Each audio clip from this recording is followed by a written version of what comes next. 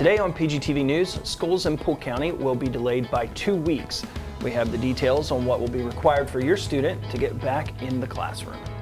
And voting registration deadlines for the presidential election are fast approaching. What you need to know about changing your information or the ways you can vote, that's all coming up next on Pgtv News.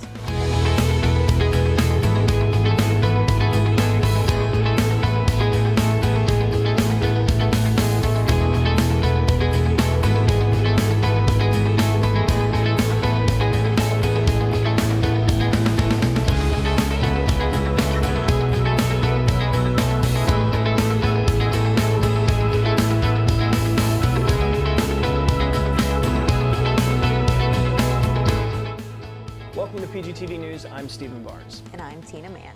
Polk County schools will have a delayed start. At last week's meeting, the school board voted to push the start of school back 2 weeks from August 10th to August 24th. The district polled parents, teachers, and the community about 3 options. These options were returning to school face-to-face with COVID safety measures in place, returning to e-learning with their assigned school, and returning with Polk virtual school, an online option that is not tethered to a particular brick-and-mortar school. All 3 of those options would allow Polk County Public Schools to continue to receive per pupil funding from the state, which pays teacher and staff salaries.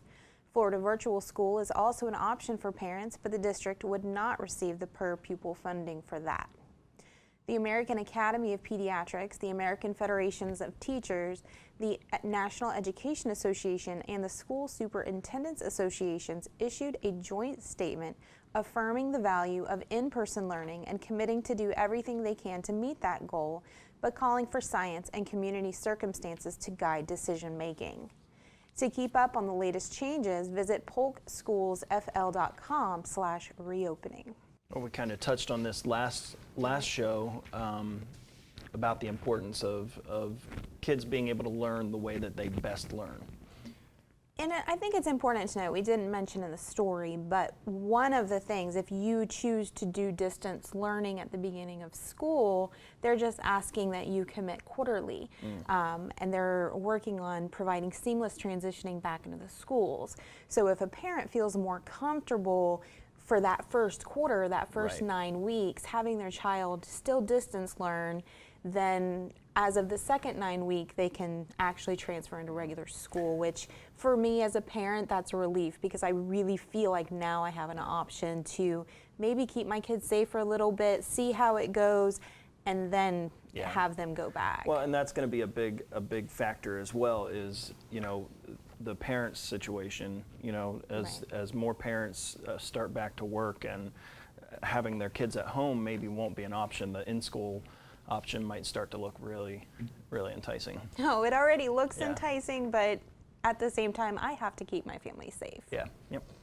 Well, the task force in charge of drawing up Polk County Public Schools' plan for reopening in August will recommend making masks mandatory on all of the county's 150 campuses. The recommendation is part of a plan presented to the school board by Polk County Public Schools' reopening task force.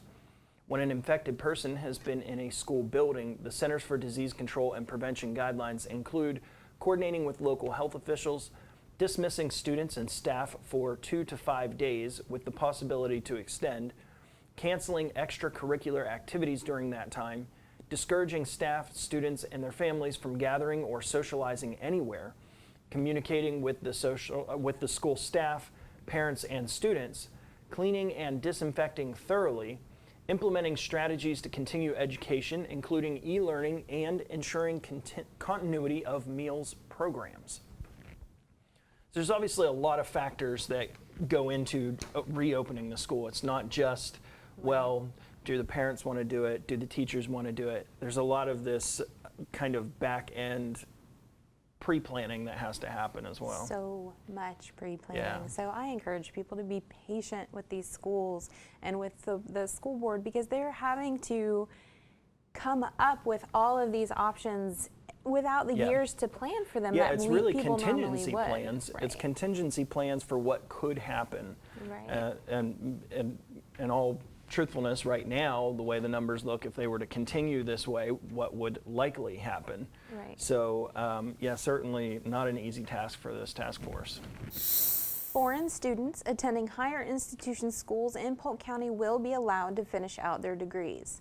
Earlier this month, U.S. Immigration and Customs Enforcement issued a policy forbidding international students from taking all their courses online this fall.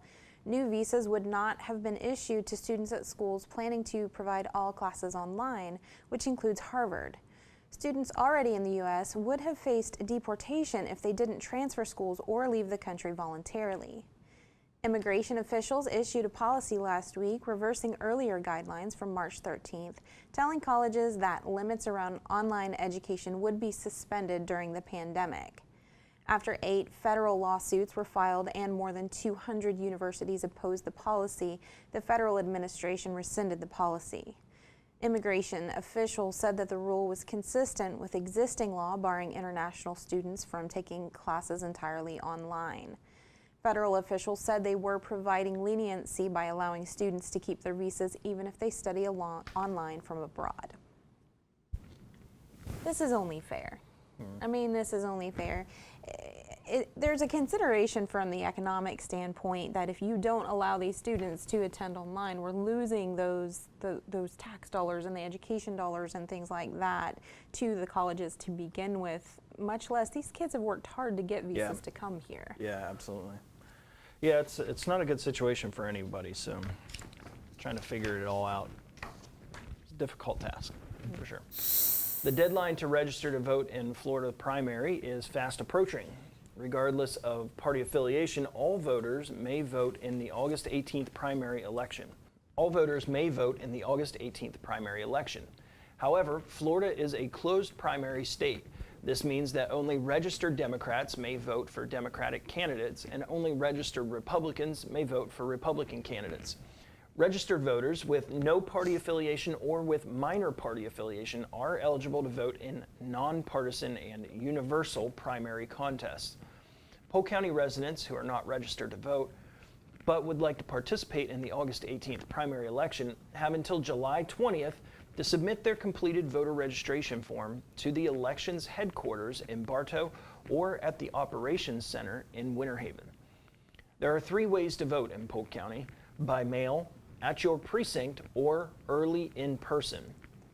To request a mail-in ballot or to keep up with the latest voting information, visit polkelections.com.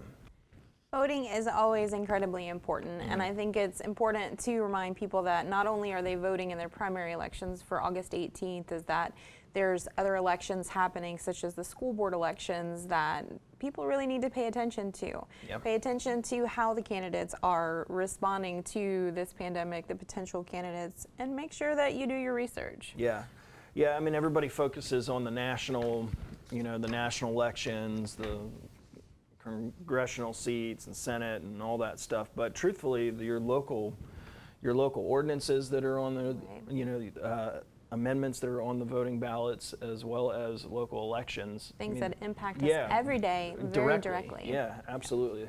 Very important. The city of Winter Haven has formally adopted a mask mandate. The Winter Haven City Commission unanimously approved an emergency ordinance requiring the wearing of face masks at indoor public locations after taking comments from more than 50 people over 2 hours. If a person refuses to wear a mask after being advised of the requirement, they face a non-criminal fine of up to $150, the ordinance states. The Winter Haven ordinance is similar to the City of Lakeland's measure, except for the fine, which is up to $250. The Winter Haven ordinance requires every person working, living, visiting, or doing business in the city of Winter Haven, Florida, to wear a face covering consistent with CDC guidelines in any indoor location other than their home or residence when not maintaining social distancing from other persons, excluding family members or companions. City commissioners said they supported the ordinance in an effort to create a united community effort against the alarming increase in Polk's COVID-19 cases during the past month. Mayor Brad Dantzler warned of a second economic shutdown if the growth rate in COVID-19 infections is not reversed. The ordinance has already gone into effect and will expire at 5 p.m. August 14th unless extended. I think what Mayor Dantzler had said there was really the key behind all of these mandates and even the county commissions urging residents to wear face masks, to maintain social distancing, wash your hands. Is if this rate of infection continues Right. at the rate it's at, it's exponentially increasing. Right. Businesses aren't going to be able to operate, and people are going to start to lose work again the second time around. And this time around, there's probably going to be far less money available for PPP, far less money for like Polk Right. Cares stuff. The second shutdown could be far worse than what the first one was. Right. Polk County Sheriff Grady Judd is going to be sheriff for a few more years.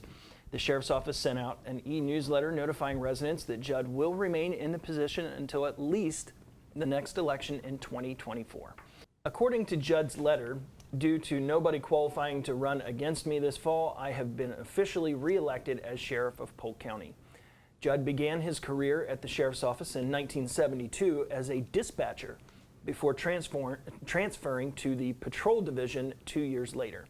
He has since held every rank from sergeant to colonel before being elected to serve as sheriff in 2004. Congrats to Grady. Yep. I don't know that I know anybody who cares as much about Polk County as he does. Yeah, obviously he's got a very decorated career, has served Polk County extremely well in his tenure, and look forward to the next 4 years. Public says their initiative to support Florida farmers and families in need has reached another major milestone. Over the past 2.5 months, the Lakeland-based supermarket chain purchased over 5 million pounds of fruits and vegetables, as well as over 350,000 gallons of milk from farmers across the Sunshine State and the Southeast. Publix launched the initiative in late April to help farmers and families struggling due to the coronavirus pandemic. They noted that farmers were forced to discard produce and raw milk due to decreased demand as the pandemic closed schools, restaurants, and hotels. The goal was to purchase fresh food from Florida farmers and dairies to donate directly to Feeding America food banks throughout the company's 7-state operating area. While the supermarket chain began the initiative with a focus on Florida farmers, they have now expanded their reach, buying fruits and vegetables from other Southeast states, including Georgia and the Carolinas. In the coming weeks, purchasing from farmers in Tennessee and Virginia will begin as well. Over the last 5 years, Publix supermarkets charities donated more than $17.5 million to Feeding America and its member food banks, including $2 million during the pandemic. I love this. I do too. I love it. We're very fortunate to have companies like Publix in Florida, based out of Lakeland and Polk County, and this was something we talked about early on. Was when we had heard that food was being discarded, and we had talked about the possibility of companies stepping up to buy that food, or the farmers directly being able to help people who were struggling. And this is just a perfect example of a community partner helping the community. Go Publix. Yeah. The Polk County Parks and Recreation Department wants your feedback on the relocation of a new dog park. The dog park in the Northeast Regional Park in Davenport is moving to a new location within the same park. On July 30th, Parks and Rec will host a meeting to provide details on the move and gather public input on ideas for the park. The meeting will be held at the park's screened picnic pavilion from 4 to 7 p.m. on July 30th. I don't know if you've ever been out to that park, but it is huge and offers a lot of amenities. And the reason for the move behind this is they're actually adding more amenities to the park in that area. So they've got to relocate the dog park. They do, Yeah. but it's a very well-attended dog park, so we know that there's going to be a lot of people who have opinions and want to provide their input. Yeah. So they're definitely encouraging that they do that. I'm a dog daddy. Me too. Well, I'm not a daddy, but. I think it's a great idea. One of Disney's latest movies will soon be available to stream and might feature some familiar scenery. Disney released the trailer this week for The One and Only Ivan. The movie was filmed in various locations throughout the city of Lakeland in 2018. A live-action CG hybrid, the film is an adaptation of a beloved children's book written by Katherine Applegate about a silverback gorilla named Ivan who lives in a cage but wants to escape captivity. The film stars Bryan Cranston, Helen Mirren, and Angelina Jolie. The trailer, released this week, features several shots of the Southgate Shopping Center in Lakeland. Scenes were also filmed at the Silver Moon Drive-In and Dixieland Elementary School. The one and only Ivan will be available to stream on Disney Plus starting August 17th. When we heard about this film shooting in Lakeland, it was a while ago. Right. But it certainly built up some anticipation for it to be released. Right. I remember the call for a certain year and model of vehicles to be parked at Southgate.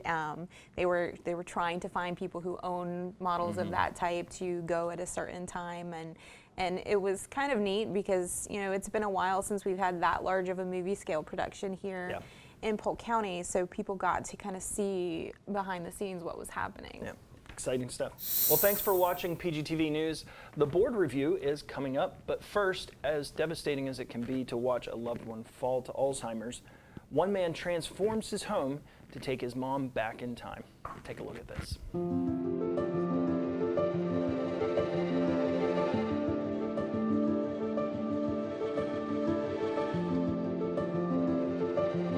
What we've been plotting and scheming to do is to try and create a memorable moment, an experience for my mum. And of course, having vascular dementia and Alzheimer's, she's not necessarily going to remember what we do for her on Mother's Day. So we're going to create a little experience. We're going to film it so she can enjoy it on Mother's Day as many times as she wants.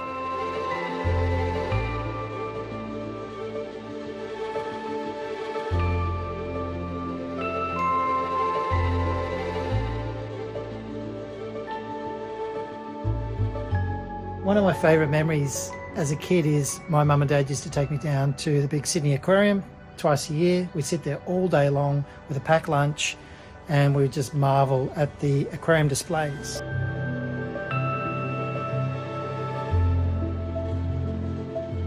I know she's probably not going to remember this beyond the immediate moment. The thing I would love to see her do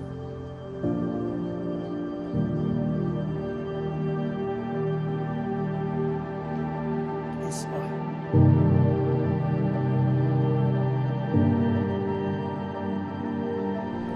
All right, let's go get Oma and surprise her.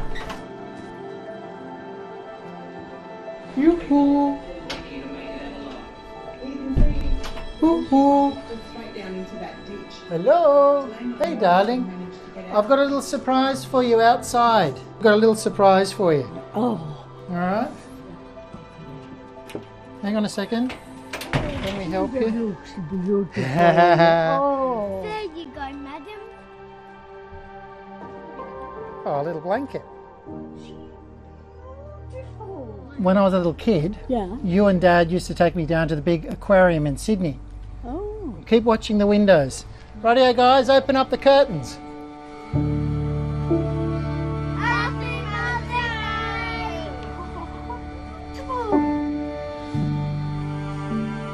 We couldn't bring you to the aquarium, but at least we could bring the aquarium to you, huh? You like that? It's unbelievable. Oh, yes, I've never seen anything like this. I don't think you will ever forget this. No, He's hoping we don't. no. Yes, and I've never seen anything like it, and it's very beautiful.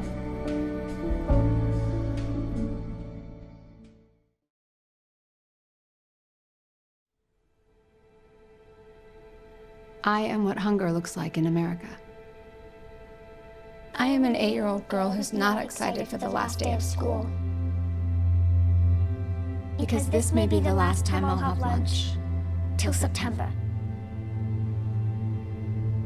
I am a single father of 2 who works 3 part-time jobs. And that's still not enough to put food on the table.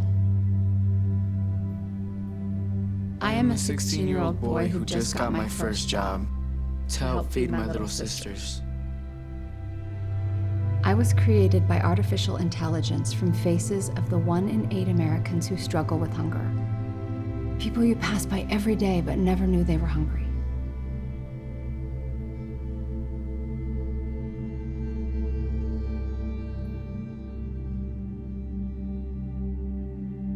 Feeding America, 200 food banks strong.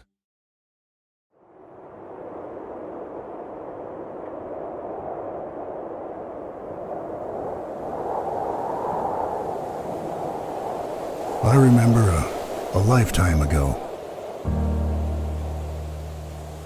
when we started this journey. We were inspired by each other to create something greater than ourselves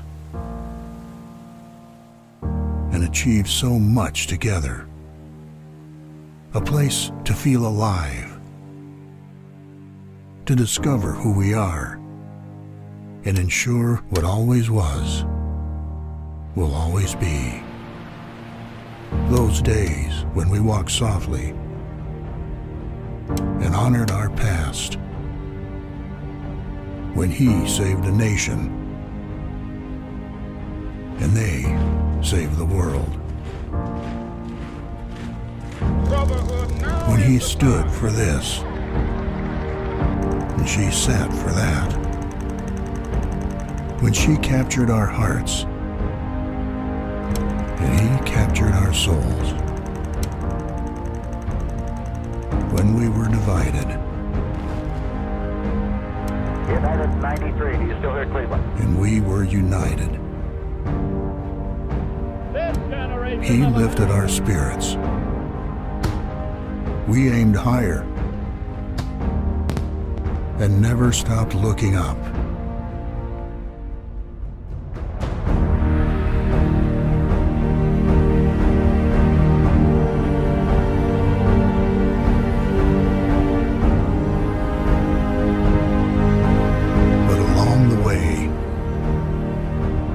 My roads grew old. My bridges shouldered years of weight. My trails became well-traveled. But my roots grow deeper. My branches extend further. I was there for them. And I'll be there for you. Will you be there for me?